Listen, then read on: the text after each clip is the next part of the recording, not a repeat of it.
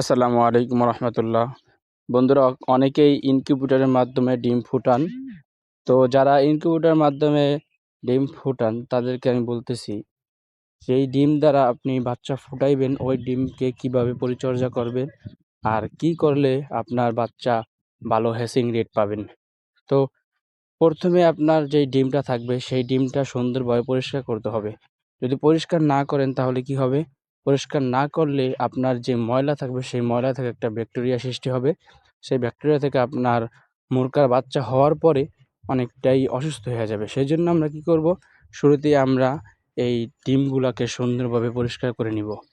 তো ডিমগুলো পরিষ্কার করে নেওয়ার পরে আমাদের কাজ হচ্ছে সুন্দর করে ইনকিউবেটরের মধ্যে বসিয়ে দিব, যাতে একটা ডিমের সাথে একটা ডিম না লাগে।